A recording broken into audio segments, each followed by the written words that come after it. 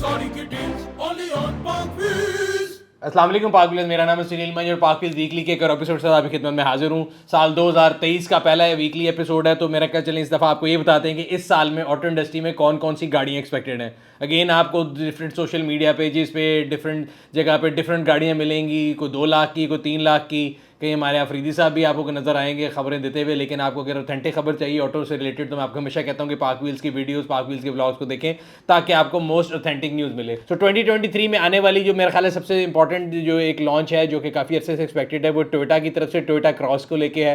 Toyota cross hybrid CB unit यानी completely build unit तो पहले पाकिस्तान में आया था, लेकिन सीकेडी यानी मेड इन पाकिस्तान जो है कम्प्लीटली नॉकडाउन यूनिट, वो इस साल एक्सपेक्टेड है उसका लॉन्च। और मेरा ख्याल है by mid of this year Toyota cross जो है हाइब्रिड पाकिस्तानी मार्केट को हिट करेगी।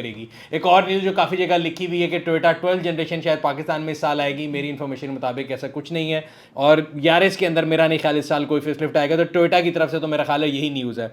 अगली जो अगर हम बात करें सुजुकी की तरफ से, सुजुकी ऑल्टो में तो कोई चेंज नहीं आएगी। Only thing which is expected out of Suzuki is Suzuki every डब्बा जिसको कहा जाता है वो 660 सीसी में आता होता है, लेकिन पाकिस्तान में आने वाला मेरा ख्याल है 660 सीसी नहीं होगा। उसके बारे में हमें जितनी मजीद इन्फॉर्मेशन की आपको ज़रूर बताएंगे। पूजो के बारे में कई लोगों ने मुझे पिछले हफ्ते मैसेज किया कि जी शायद पूजो पाकिस्तान से जा रही है। नहीं जी, पूजो पाकिस्तान से कहीं नहीं जा रही, पूजो पाकिस्तान में ही है। बल्कि 2008 जो है वो भी ऐसा ऐसा पिकअप करना शुरू हो गई। और कैटेगरी सी सेगमेंट के अंदर हम बात करें तो 3008 जो है वो इस साल एक्सपेक्टेड है पूजो की तरफ से। अगर हम DFSK की बात करें तो ग्लोरी 580 प्रो आई थी पहले, अब सुना है कि 500 ग्लोरी जो है वो इस साल आएगी। और एक इलेक्ट्रिक कार जिसका हम लोग वॉक अराउंड आपके लिए लेके आए थे सेरेस 3, वो जो है DFSK की तरफ से जो है लॉन्च होने की मेरा ख्याल है उम्मीद है।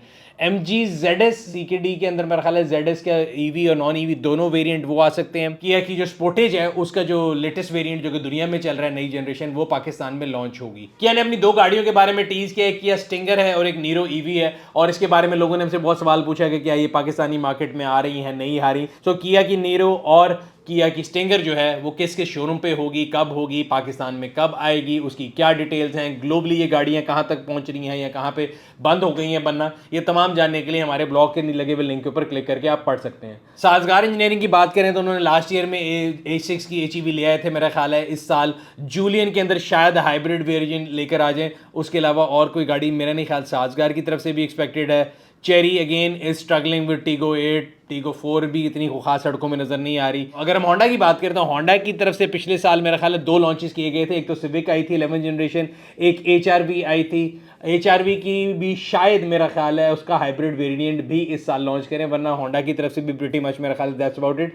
तो ये हैं गाड़ियां 2023 में आने वाली। ऑटो इंडस्ट्री की बात हो रही थी, पहले हमने आपको बताया था कि टोयोटा और सुजुकी ने अपने क्लोजर का ऐलान किया था, और अब जो है मिलर ट्रैक्टर उसने क्लोजर का ऐलान कर दिया। और इसके जो क्लोजर के साथ जो स्टेटमेंट आई है वो बड़ी परेशान कौन है, बिकॉज उन्होंने ये नहीं कहा कि जी हमारे पास CKD किट नहीं है, और ये उन्होंने ये कहा कि जी मार्केट में डिमांड नहीं है और कैश फ्लो की जो प्रॉब्लम है जिसकी वजह से डिमांड नहीं होने की वजह से उन्होंने टिल फर्दर नोटिस 6 जनवरी के बाद मिलर ट्रैक्टर को बंद कर दिया गया। अब मिलर ट्रैक्टर्स की जो क्लोजर है वो एक इंपॉर्टेंट चीज़ क्यों है, ज़रूरी मुल्क है और हमारे मुल्क के अंदर ट्रैक्टर की जो इंपॉर्टेंस है, फसल की जो है बुआई का दौर होता है उस टाइम पे ट्रैक्टर की ज़रूरत सबसे ज़्यादा होती है, और उनके मार्केट के अंदर हमेशा से उसके ऊपर एक ऑन रहता था, एक प्रीमियम होता था। बट डॉलर की प्राइस इतनी ज़्यादा बढ़ चुकी है और ज़्यादातर कंपोनेंट जो इंपोर्ट भी किए जाते थे, जिनकी वजह से प्राइसेस आम आदमी की रीच से बाहर हैं। और इसका जो है मल्टीप्लायर इफेक्ट आपको नजर आएगा कि ऑटो इंडस्ट्री में ना सिर्फ ये कि कंज्यूमर व्हीकल्स बल्कि ट्रैक्टर के प्लांट भी जो हैं वो भी बंद होने पे आ चुके हैं। तो ये एक बहुत बड़ा क्वेश्चन मार्क है। 2023 का जो पहली गुड न्यूज़ गवर्नमेंट की तरफ से है वो इस फॉर्म में है कि जी उन्होंने पेट्रोल की प्राइसेस नहीं बढ़ाई, और उन्होंने कहा जी वो पेट्रोलियम लेवी को जो है वो एडजस्ट कर लेंगे, और फिर भी आवाम तक जो है इसका जो इंक्रीज़ है वो पास नहीं करेंगे। अगेन मैं हमेशा कहता हूँ कि उनका एहसान है, अगर वो ना भी करते तो हम क्या कर लेते, और वो बढ़ा भी देते तो हम उनका क्या कर लेते। तो बड़ी बड़ी मेहरबानी और बड़ा शुक्रिया उनका कि उन्होंने ये फैसला किया है कि वो इस दफ़ा प्राइसेस नहीं बढ़ाएंगे। अगली न्यूज़ है गवर्नमेंट की तरफ से लेके है, बट अगेन मुझे ये लगता है कि सिर्फ उन चीज़ों में से है जो स्टेप सोशल मीडिया पे बड़ा अच्छा लगने के लिए किए जाते हैं। सो एक ब्लॉग में पढ़ रहा था कि government plans to produce 175,000 electric bikes in Pakistan. तो पहली बात तो ये गवर्नमेंट का काम नहीं है प्लानिंग करना, गवर्नमेंट का काम ये को ऐसी पॉलिसीज़ बनाए जो फैसिलिटेट करे प्रोडक्शन को।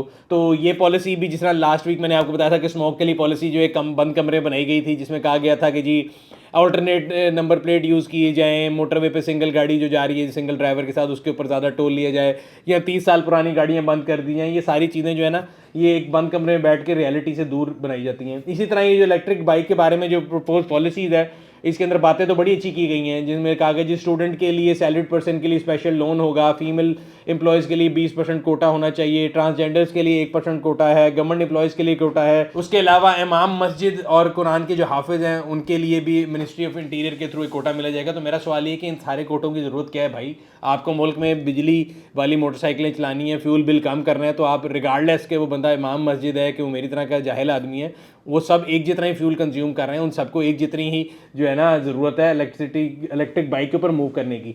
अब इलेक्ट्रिक बाइक में मूव तो कर जाएंगे, लेकिन उससे पहले आपको लोकल जो ई बाइक्स हैं उनको प्रमोट करने के लिए डिफरेंट सिस्टम बनाने पड़ेंगे। अभी जो आपकी मोटरसाइकिल इंडस्ट्री है वो पहले ही बेबांगे दोहल है और किसी को किसी चीज़ का जवाब देने का नहीं पता, उनकी प्राइसेस हर रोज़ बढ़ती हैं।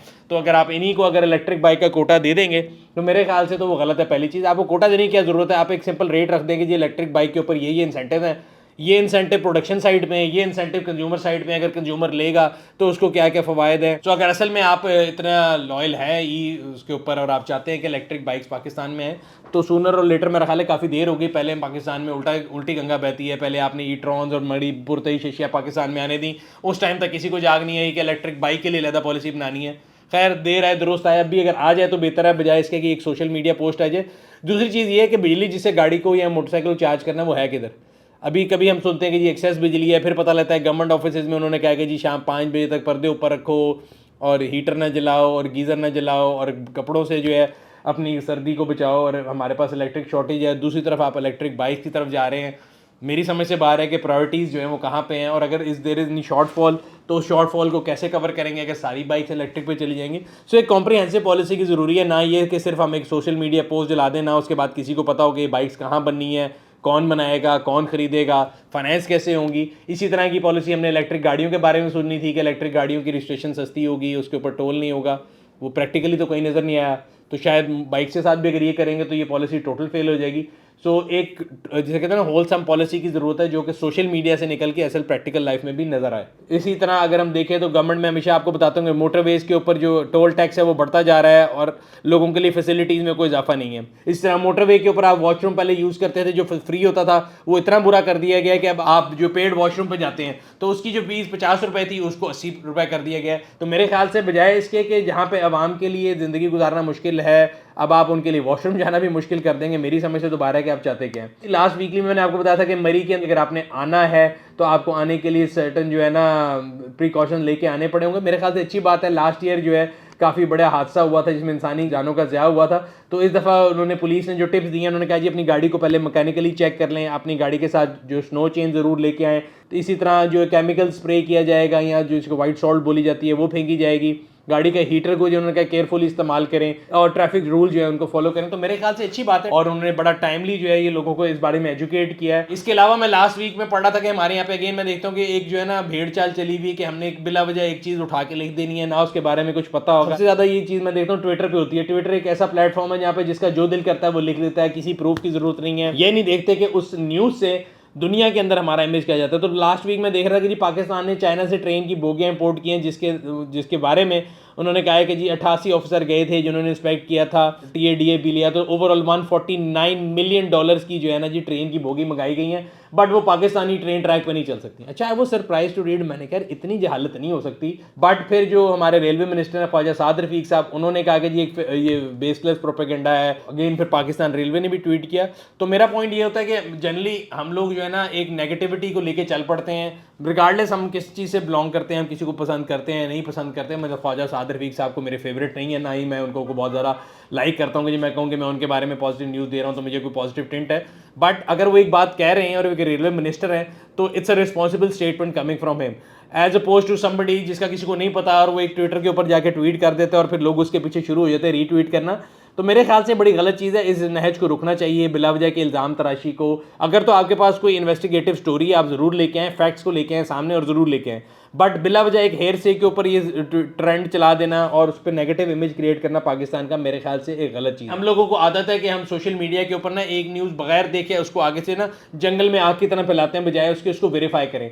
सो बहुत से लोगों ने कहा कि जी पाकिस्तान के अंदर गाड़ी नहीं बनती और अफगानिस्तान ने देखें क्या बना लिया और क्या कर लिया। तो मैंने कहा था यार लेट्स बड़ा फैक्ट टू फैक्ट चलना चाहिए। पहली बात तो अफगानिस्तान में कोई ऐसा प्लान नहीं जहाँ पे गाड़ी का इंजन बन सके, जहाँ गेयर बन सके, जहाँ गाड़ी की विंडस्क्रीन बन सके। सिमिलरली अगर आप इस गाड़ी को देखेंगे और बंदा कह के जी इन्होंने तो बड़ी फरारी बना निकाली और हम आज तक ऑल्टो नहीं बना सके। तो ये एक कॉन्सेप्ट कार है जो कि अगेन किसी और गाड़ी के ऊपर बेस्ड है, ना उन्होंने इंजन बनाया, ना उन्होंने गियर बनाया, ना उन्होंने उसके बारे में कोई चीज़ रिवील की है, बिला वजह उसके पीछे हम लगे हुए। और सबसे ज़्यादा अगेन हमारे जो दोस्त हैं जावेद अफरीदी साहब, वो इस तरह की चीज़ों में पीछे नहीं रहते और सोशल मीडिया पे कोई भी चीज़ जब ऊपर जारी होती है उसमें उनका नाम भी नंबर 1 पे होता है। बेशक वो पाकिस्तान के अंदर 20 लाख की MG5 या MG3 लेके आ रहे थे जो कभी नहीं आई, ना आनी है। इसी तरह उन्होंने कहा कि जी उन्होंने उन बच्चों को सराहा है जिन्होंने मर्डा 9 बताई, उन्होंने कहा कि जी मैं उनको सपोर्ट करने के लिए तैयार हूँ और उन्होंने बड़ा अच्छा काम किया है। ना उन्होंने किया है ना आप सपोर्ट करेंगे, बट होगा क्या कि सोशल मीडिया पे तालियां बज जाएंगी, जी कमाल कर दिया अफरीदी साहब ने। तो अगेन ऑन लाइटर साइड मेरे ख्याल से अगर हमें इस पे से कोई पॉजिटिव न्यूज़ मिलती है वो ये मिलती है कि हमें पाकिस्तान के अंदर अपनी चीज़ों को खुद बना लेना चाहिए। एंड इट्स अबाउट टाइम कि हमारी ऑटो इंडस्ट्री जो है वो अपनी लोकलाइजेशन के ऊपर आए। बाकी मैंने जो चीज़ कही थी उसमें कोई मुझे ये नहीं था कि मुझे अफगानिस्तान से कोई मसला था या मैं उनको डाउन प्ले करता है, नॉट एट ऑल। अगर कोई भी पॉजिटिव चीज़ करेगा दुनिया में हम उसको ज़रूर सपोर्ट करेंगे और आप तक ज़रूर लेके आएंगे। बात हो रही थी ग्लोबल न्यूज़ की, तो सऊदी अरब के अंदर 2018 तक ख़वातीन की ड्राइविंग के ऊपर बैन था और 2018 में उन्होंने विजन 2030 के तहत ये जो है बैन हटाया था। और अब एक न्यूज़ आई है कि सऊदीया में जो ट्रेन चलती है उसके लिए फीमेल ड्राइवर्स को इंडक्ट किया गया है। एंड अगेन ये एक पैराडाइम शिफ्ट है जहाँ पे एक ज़माने में सिर्फ ये एक मेल ओरिएंटेड सोसाइटी समझी जाती थी, समझा जाता था कि ख़वातीन इसमें हिस्सा नहीं ले सकती, बट उन्होंने सक्सेसफुली ट्रेन कर ली है अपनी ख़वातीन को जो कि ट्रेन भी चलाएंगी। तो ये मेरे ख्याल से एक ग्राउंड ब्रेकिंग उनके लिए एक न्यूज़ है। पहले एक ज़माने में ये स्टिग्मा समझा जाता था, हमारे यहाँ पे ख़वातीन गाड़ी नहीं चलाती थी, अब तो ये बड़ी नॉर्मल सी चीज़ है।